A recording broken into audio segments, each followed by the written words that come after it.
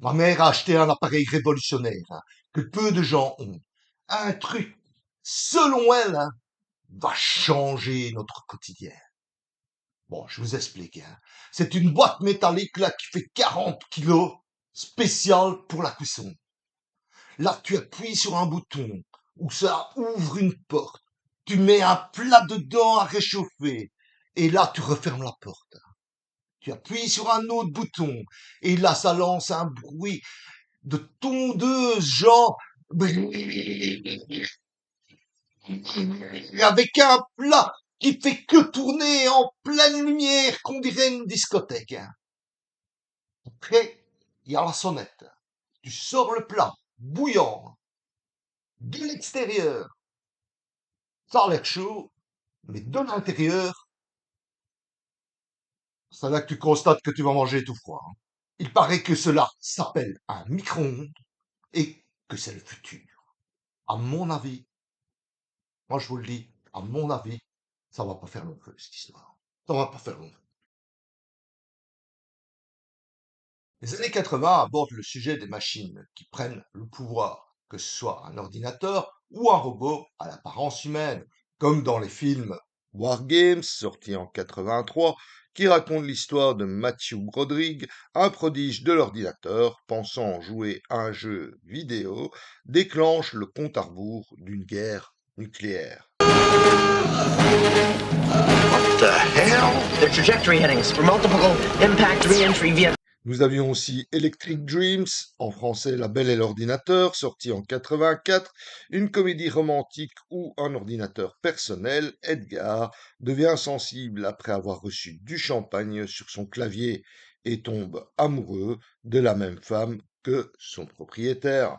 Nous avions aussi Daryl, sorti en 85, l'histoire d'un enfant qui est en réalité un androïde ultra perfectionné, échappé d'un laboratoire militaire. Five. Une créature de rêve, sortie en 85, où deux adolescents, Gary et White, utilisent leur ordinateur pour créer la femme parfaite, ce qui entraîne des conséquences magiques, cocasses et technologiques. On y remarque Robert Downey Jr., le futur Iron Man de 2008, qui incarne Yann, un caïd au lycée. Que cela soit des ordinateurs fous ou des machines qui prennent le pouvoir, comme dans Terminator en 84, où un cyborg tueur est envoyé du futur par une IA pour assassiner Sarah Connor, dont le futur fils doit sauver l'humanité, tandis qu'un soldat humain tente de la protéger. Mais aussi Robocop en 87, où Alex Murphy, un jeune policier assassiné par des bandits, est ressuscité dans le corps d'un robot cyborg pour rendre la justice dans la ville.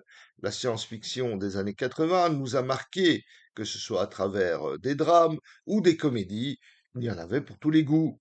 Aujourd'hui, on plonge dans le monde informatique pour aller voir ce qu'il y a derrière l'écran d'ordinateur, car nous allons parler de Tron, le film culte de 1982, qui a littéralement hacké l'histoire du cinéma. Un film visionnaire, incompris à sa sortie, mais devenu une légende. Je Multivers 80 de la chaîne Back to the 80s et bienvenue dans la Cinémathèque 80. Allons-y, générique.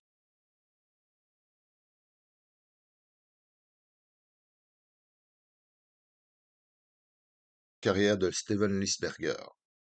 Voici la trajectoire singulière d'un artiste qui a suivi un parcours très cohérent et dont la carrière s'est déroulée discrètement, marquée par des projets marquants. Nous allons voir comment il est passé d'une animation expérimentale à une science-fiction visionnaire. Formation et début. Né en 1951 à New York, Steven Lisberger étudie à l'école du musée des beaux-arts de Boston, option film et dessin, ainsi qu'à l'université de Tufts.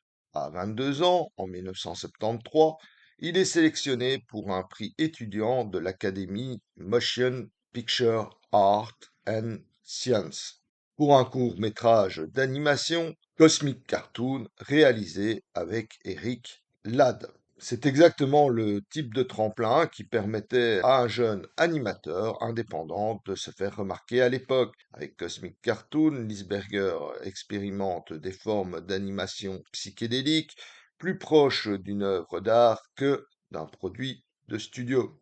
Le court-métrage propose une esthétique assumée, non commerciale, avec une approche créative, expérimentale et conceptuelle. Le rendu privilège l'expression visuelle plutôt que la narration, un peu comme l'art contemporain ou les films d'art et essais. Le dessin est étrange, décalé, délirant, un peu hypnotique.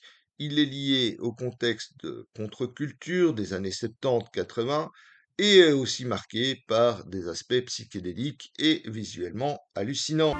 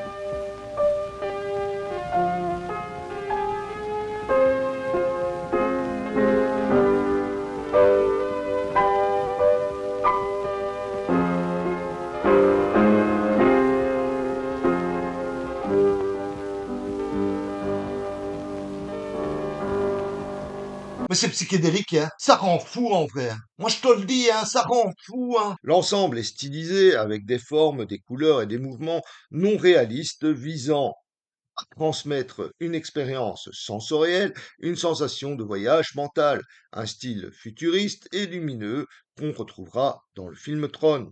Création des Lisberger Studios et contexte de l'animation. Avec des camarades de Boston, ils fondent Lisberger Studios, un collectif d'artistes animateurs spécialisé dans les courts-métrages, les génériques et les publicités animées. Il fait partie d'une génération d'animateurs explorant de nouvelles techniques visuelles aux côtés de Tim Burton, John Lasseter ou encore Glenn Keane. C'est l'époque où l'animation sort des studios traditionnels pour se mêler à la pub, au rock, au graphisme. La plupart des studios d'animation innovants se trouvent sur la côte californienne. Or, Lisberger s'est lancé audacieusement dans un domaine peu développé, à Boston, ville plutôt axée sur la finance, la recherche médicale et haute technologie militaire et informatique. Il a compris que pour s'en sortir, la production artistique devait s'appuyer sur le développement commercial, la publicité, le business.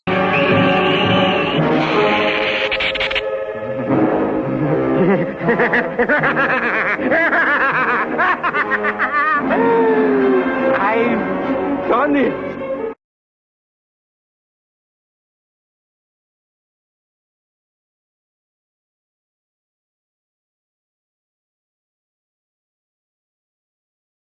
Next, please.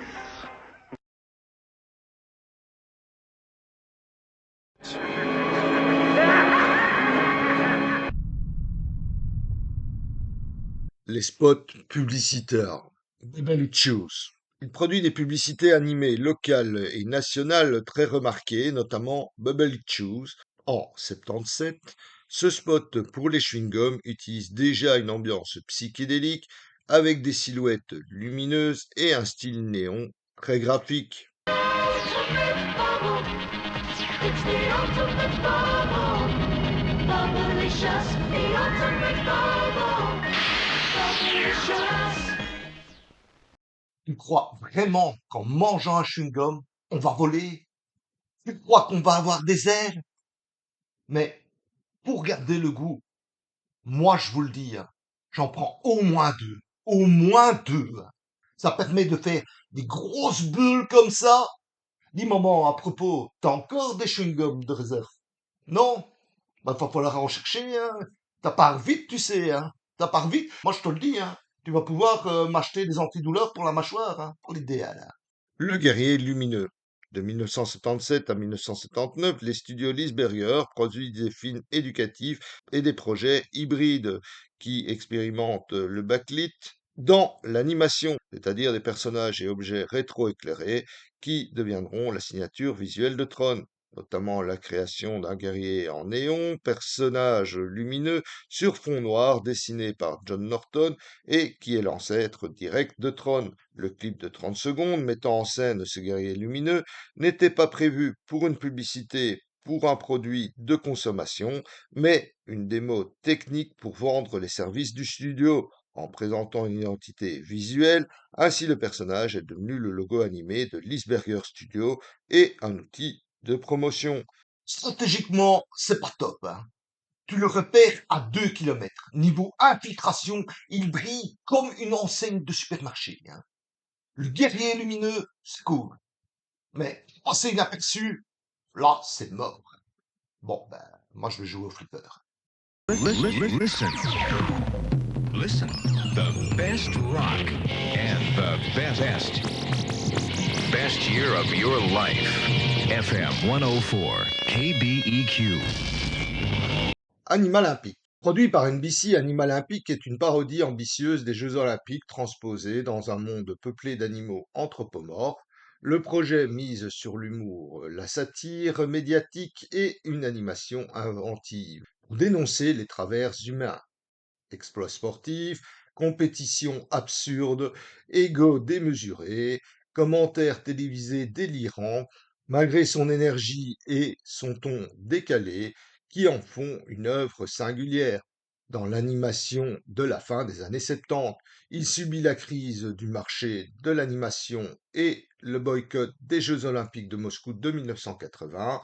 Ces événements affaiblissent sa portée commerciale, ruinant la sortie du film. Trop en avance sur son temps, le projet ne rencontre pas le succès espéré, son audace visuelle et son approche parodique en font un laboratoire créatif essentiel qui servira de tremplin à Lisberger et son équipe pour imaginer des univers plus vastes. Ils obtiennent une visibilité nationale et se font connaître dans leur univers stylisé et graphique. À ce moment, la production est stoppée en raison de sa faible diffusion. Lisberger sait qu'il doit s'adosser à un studio plus important pour éviter la fermeture et survivre. Pour aller plus loin, il doit frapper plus fort. Is that her score or the reading on the Richter scale?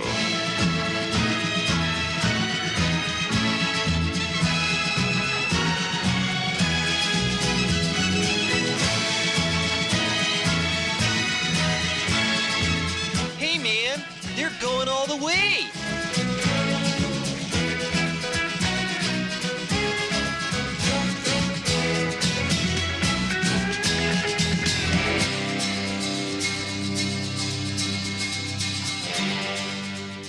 Nous sommes sur la ligne de départ. Il y a le loup, le renard et la belette. Et voici le top départ. J'entends le loup, le renard et la belette courir très très très très très vite. Qui va gagner? Nous sommes à 100 mètres de l'arrivée. Et à propos, il paraît qu'ils veulent participer au Paris-Dakar. Mais cela ne nous regarde pas. Future Ball.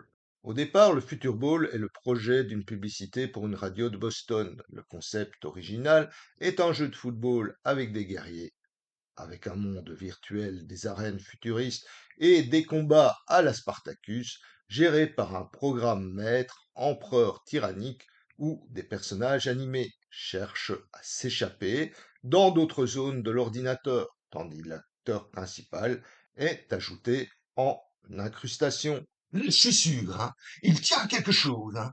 Moi, je vous le dis, il tient quelque chose, hein. C'est du Future Bowl. Ce qui rappelle le Yellow Submarine en 1968 et les productions Disney hybrides telles que Alice Comedy, mêlant animation et personnages réels dans les années 20. Lisberger s'entoure de talents et le studio compte 65 personnes. Chris Lane conçoit des décors inspirés de circuits imprimés. Imaginons un monde peuplé de personnages et d'animaux. John Norton structure l'électronique. Troyer gère les storyboards et le concept art. Mais on a aussi Roger Allers qui, lui, s'occupe du personnage du MCP. Future Ball devient Tron en raison de l'aspect électronique, un univers virtuel dessiné sur papier noir, peuplé de gladiateurs et cow-boys qui se battent avec des disques de la mort et les premières motos lumineuses, les Light Cycle. Lisberger incarne la voix de l'animateur indépendant qui va passer par l'expérimentation, la publicité, les projets et les propositions audacieuses à de grands studios. L'idée révolutionnaire de Tron, un cas à part. Ainsi, Lisberger est rodé à l'utilisation des effets lumineux, non seulement pour les logos et publicités néons, mais également pour des silhouettes et personnages entiers, ce qui était totalement nouveau à l'époque. Il incarne le créateur indépendant qui se base sur l'expérimentation et les technologies. Dès la fin des années 70, il ouvre la voie de l'animation numérique des années 80 et 90. Tron reste un cas à part. C'est l'un des rares projets où les personnages eux-mêmes sont des surfaces lumineuses. La lumière vient de l'intérieur du dessin dans une logique d'esthétique graphique reposant sur le principe de rétroéclairage appelé backlit. Alors qu'à cette époque, les ambiances de films de science-fiction sont sombres, métalliques et réalistes, comme dans Alien ou Blade Runner, le film Star Wars utilise surtout le backlighting, des techniques photographiques de contre-jour. Lisberger choisit de réutiliser son concept de personnage en imaginant un film mélangeant l'animation à base d'effets lumineux et de néons, les prises de vue réelles et les images générées par ordinateur, à savoir un langage visuel totalement nouveau. Aucun studio à l'époque ne combine ces trois aspects. Il ne s'agit pas d'ajouter un effet, mais de mettre l'ordinateur au service de l'artistique. Pourquoi Tron est révolutionnaire? Tout d'abord, pour son montage dynamique, ses effets spéciaux et la musique synthwave qui renforce l'ambiance cyberpunk. Ensuite, pour son esthétique unique, que ce soit pour les costumes ainsi que les décors stylisés. Enfin, une identité visuelle unique. Tron n'est pas un film, c'est un concept inédit car dans les années 70, absolument personne ne pense qu'un film puisse se dérouler à l'intérieur d'un ordinateur. Cette machine énorme, incomprise du grand public, réservée aux laboratoires et aux militaires, relève d'une technologie froide, abstraite, anti-cinématographique. Steven Lisberger et son partenaire Donald Kushner ont conçu le projet, puis investi 300 000 dollars pour créer des storyboards et un film test. Lisberger tourne des épreuves de tournage appelées Rush au sein des Steven Lisberger Studios pour le personnage de Tron. Ils n'ont pas les moyens suffisants pour produire malgré la somme investie et doivent se tourner vers des plus gros studios de production de 1978 à 80. Après cette phase de démarche, durant laquelle ils essuient plusieurs refus en raison de leur manque d'expérience dans les longs métrages en prise de vue réelle, ils continueront leur recherche d'investisseurs. Devinez vers qui ils vont se tourner. Hein? Hein, Kiki? Et c'est Kiki va reprendre le truc? Et c'est Kiki de tous les Kiki, n'est-ce pas? Kiki Apple, Kiki Papa, Kiki Minou, C'est Maxi! Kiki Papi, Kiki Glou, Kiki Youssou, Kiki Roufou, Kiki Toto. Kiki Dodo, Kiki Kiko, Kiki. C'est le Kiki de tous les Kiki. Soin, soin! Le secteur de l'animation en crise. Contexte général de l'animation. Le contexte économique marqué par la crise industrielle pousse les artistes à se lancer dans l'expérimentation artistique et s'intéresser à de nouvelles techniques. Mais comment les artistes perçaient-ils à cette époque? La formation en animation est encore rare et peu structurée. Des écoles et concours émergent comme les Student Academy Awards en 1972, comme de véritables tremplins pour les jeunes réalisateurs, mais leur influence n'explosera que dans les années 80. En Europe, des écoles spécialisées apparaissent telles que les Goblins et Ansat. En France, les artistes débutants intègrent un studio et apprennent sur le tas, en commençant comme intervallistes, nettoyeurs, assistants animateurs. Ils doivent s'appuyer sur des mentors et l'aide des animateurs seniors. Ou bien ils se lancent en indépendant avec des courts-métrages personnels, des films en 16 mm qui circulent dans les festivals, les écoles et les réseaux de ciné-clubs. Seuls les artistes qui se démarquent par un style singulier touchent un public international grâce à l'ouverture et à la diversité comme Bakshi, Schweinkmajer, Caroline Leaf.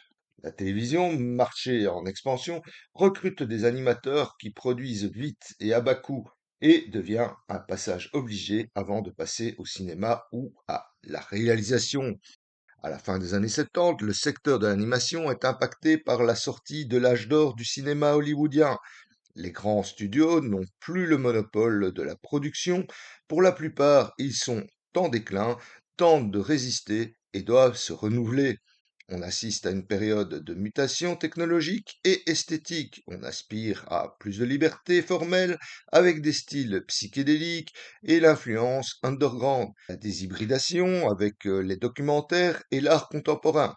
L'animation cesse d'être perçue uniquement comme un médium pour enfants. De nouveaux studios proposent de nouvelles techniques et font émerger de nouveaux talents.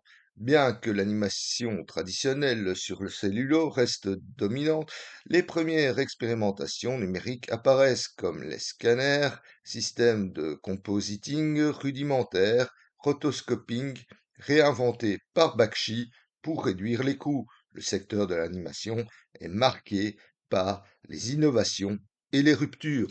Disney en crise. Le géant Disney, malgré la qualité de ses films d'animation, est en crise. Ses équipes d'animation sont techniquement au sommet. Des personnes comme Glenn Keane, Andreas Deja, Don Bluth, Ron Clements, John Musker sont encore marqués par la disparition de son leader Walt en 1966. Les nouveaux films n'impressionnent pas le public avec des scénarios faibles ou des projets moyens. Ils ont perdu l'autorité artistique, la vision, la capacité à prendre des risques et l'unité du studio. Et des conflits entre anciens et nouveaux apparaissent. Le public a changé, le cinéma cible désormais les adolescents et des jeunes adultes avec des films comme Star Wars et Les Dents de la Mer. Mais Disney reste piégé dans les films familiaux, sages pour les plus petits. Les films de la décennie sont des semi-échecs comme Les Aristochats, Robin des Bois, Les Aventures de Bernard et Bianca, Les Aventures de Winnie l'ourson, mais aussi Les Aventures de Tigrou. Moi j'adore Bernard et Bianca. Les albatros, les libellules, les crocodiles. Les coûts de production dans l'animation augmentent, poussant les studios à externaliser une partie de l'animation en Asie. Et les indépendants trouvent des financements via les télévisions publiques ou les fonds culturels. La télévision devient un concurrent numéro un, mettant en danger son modèle économique. Les enfants regardent désormais les dessins animés à la télé, tels que Albator, sorti en France en 1978, Goldorak, sorti aussi en 78, Hanna-Barbera, qui produit à bas coût et rapidement les dessins animés, comme par exemple Les Fous du Volant en 76, Le Capitaine Caverne en 78, tandis que Recrea 2 lance les émissions sur Antenne 2 en 78. Au sein des studios Disney, les talents sont frustrés. Les jeunes animateurs peuvent innover, raconter des histoires fortes avec des projets ambitieux, mais la direction impose des budgets serrés, des délais courts, des choix artistiques conservateurs. Ceci aboutit à la grande rupture de 1979 et Don Bluth quitte Disney avec 11 animateurs. Disney n'a plus d'identité claire et tente de se relever. En pleine crise, les studios cherchent à se moderniser, sortir d'une image vieillissante pour attirer un public adolescent. Face à la concurrence de Don Bluth et du cinéma, Disney doit désormais prendre des risques et intégrer de nouvelles méthodes.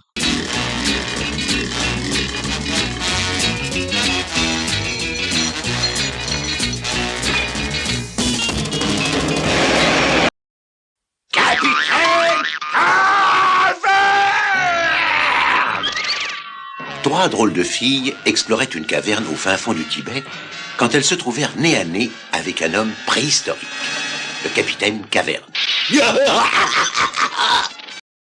Disney se remet en cause. Les studios sont en quête d'oxygène, à la recherche d'un coup d'éclat. Avec des techniques excellentes, ils sont perdus stratégiquement et en panne artistique. Ils doivent réapprendre à parler aux jeunes alors que leurs productions sont démodées face aux projets concurrents. Les seules productions en cours chez Disney sont Herbie la coccinelle à Monte-Carlo et le recyclage d'anciens dessins animés. On compte également Rox et Rookie en préparation depuis le printemps 1977, tout en gardant un pied dans le médiéval, avec des animations comme Peter Elliot le Dragon en 1977 ou Western Comics comme Tête brûlée et piétante en 1978. Disney se tourne vers la science-fiction avec, toujours en 1978, Le chat qui vient de l'espace et Les visiteurs d'un autre monde, tandis qu'en 1979 sort Le trou noir. La rencontre Disney-Lisberger. Pourquoi Disney s'intéresse à Lisberger? C'est alors que Disney repère la publicité du guerrier lumineux. C'est ce travail qui déclenche le premier contrat officiel entre Disney et Lisberger. Ce personnage fait des lignes énergétiques animées en backlit, présente une esthétique nouvelle aux effets néons qui pourrait être exploitable dans un long métrage. Steven Lisberger, c'est tout ce que Disney n'est pas en 1979. Jeune, indépendant, formé dans les écoles d'art, influencé par la contre-culture, passionné par la technologie, obsédé par les images électroniques, les néons, les synthés. Il vient du monde des publicités animées, des courts-métrages expérimentaux, des génériques psychédéliques.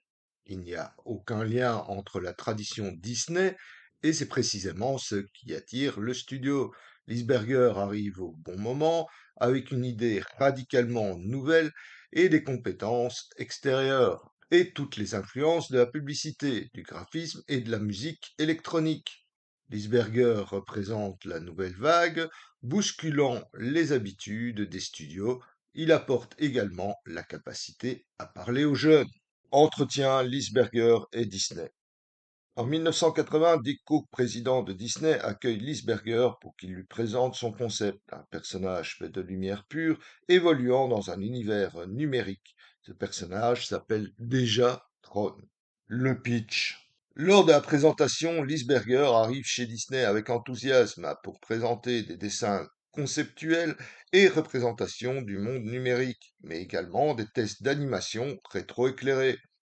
Il explique sa vision esthétique fondée sur la lumière néon, les lignes et la géométrie. Il met en avant l'idée d'un film mêlant les prises de vue réelles, l'animation et les images de synthèse. Une technologie qui diffère des productions habituelles, un scénario atypique, l'histoire se déroule à l'intérieur d'un ordinateur où les programmes sont des personnages vivants. La réaction de Disney entre fascination et inquiétude. Disney se trouve face à un concept totalement inédit et n'a jamais produit un film aussi expérimental. Tout d'abord intrigué par l'audace visuelle, il est également inquiet de la complexité technique. Néanmoins, il est séduit par l'idée d'un film qui pourrait rivaliser avec l'innovation de Star Wars. Pourquoi il rachèterait pas le concept de Star Wars? Pourquoi pas? Non, enfin, non, rien. C'était juste une idée comme ça. Je vais y aller. Les arguments stratégiques. Disney cherche alors à prendre des risques et en fait le choix de se lancer dans la production de films. Lisberger propose Tron, un film impossible à produire ailleurs, car aucun autre studio hollywoodien n'ose financer cela. Tron est un pari stratégique, pas seulement artistique et technique. Disney voit trois opportunités. La première, attirer le public adolescent, notamment en parlant de jeux vidéo, d'informatique, de futurisme, ce qui manquait précisément dans l'univers Disney. Les jeunes ne se sentent plus concernés par les dessins animés Disney. La deuxième, se positionner sur la technologie. Disney veut redevenir un studio innovant pour pouvoir rivaliser avec des films comme Star Wars et Alien. Moi, je te le dis, hein. Moi, je te le dis, hein. Je vais te montrer comment je vais rivaliser avec Star Wars, hein. Moi, je te le dis, hein. Dion, dion, dion, dion, dion. Le projet Tron est un moyen pour Disney de rentrer dans l'ère numérique. Le troisième, tester une nouvelle génération de créateurs. Disney veut sortir du modèle Nine Old Men, La structure de Disney repose sur les 9 animateurs seniors, piliers du studio, qui appliquent leurs méthodes, imposent leurs techniques traditionnelles. Et pourquoi pas laisser un outsider prendre les commandes? Tron devient un test grandeur nature.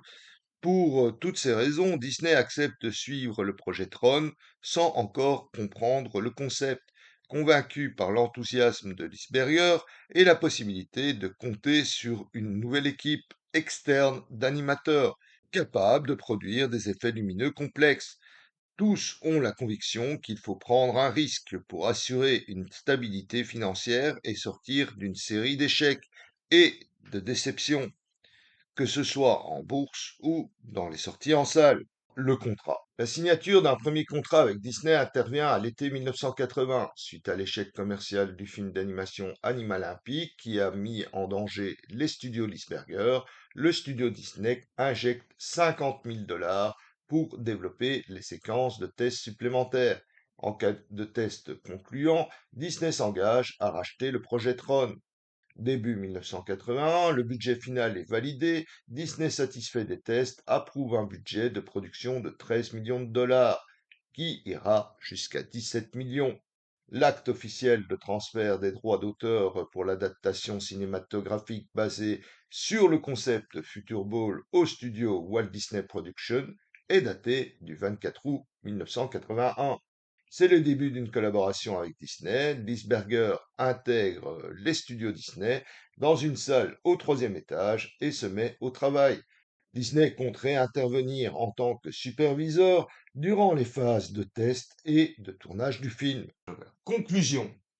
Lisberger n'a jamais voulu devenir un réalisateur Disney classique. Il n'a pas cherché à s'intégrer dans la tradition du studio. Il n'a pas gravi les échelons de l'animation traditionnelle comme d'autres animateurs. Il devient un outsider accueilli par un géant en quête de renouveau. Il prouve que Disney peut produire autre chose que des contes de fées. C'est dans ce vide que Lisberger va s'engouffrer. Et avec Tron, il ouvre la voie à une diversification avec des films de science-fiction hybrides et aux univers plus sombres.